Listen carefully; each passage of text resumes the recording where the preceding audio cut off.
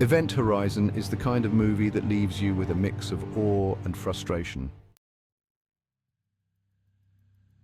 It presents this dark, twisted concept of a ship that's been to hell and back, yet it shies away from fully embracing the grim, grotesque potential that could have made it an unforgettable horror masterpiece.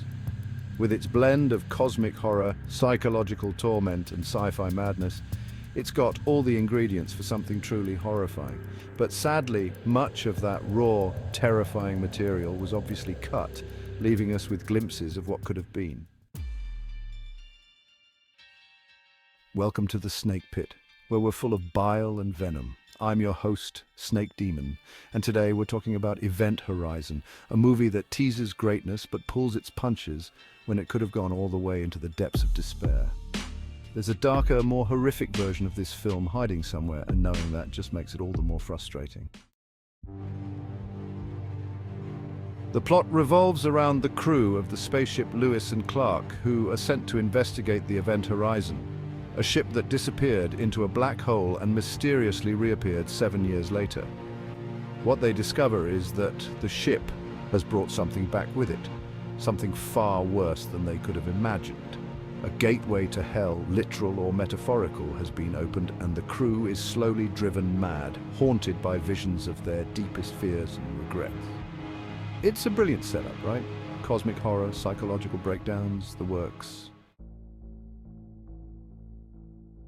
Yet, as much as I love the concept, I can't help but feel cheated by what we actually got.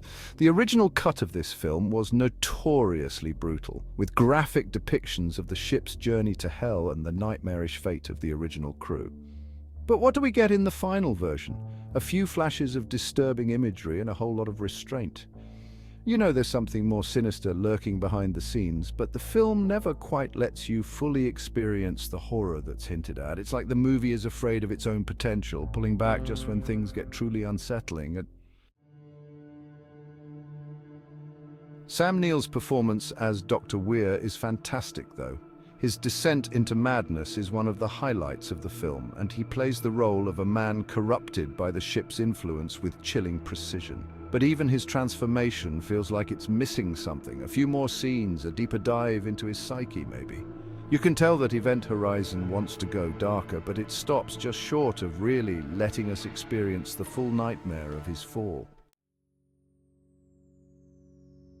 The production design deserves some serious praise.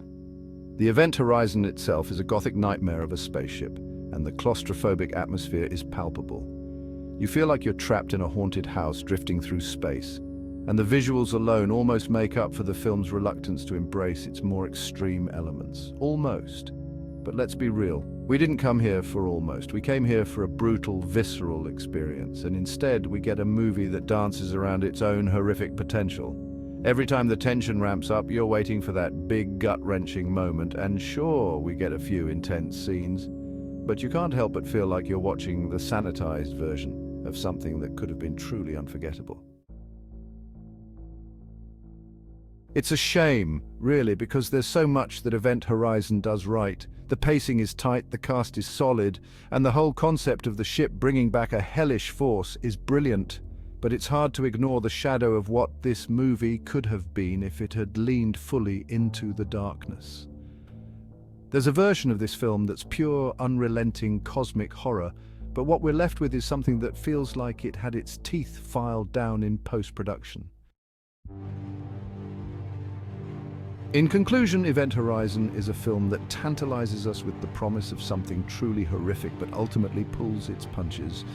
It's still a solid piece of sci-fi horror, with great atmosphere and a strong cast, but it's hard not to feel frustrated by how much more it could have been if the filmmakers had fully committed to the nightmarish material they clearly wanted to explore. I'm Snake Demon, and this has been The Snake Pit. Don't forget to subscribe and hit that bell, like the video, and leave your opinions in the comments, where I won't read them.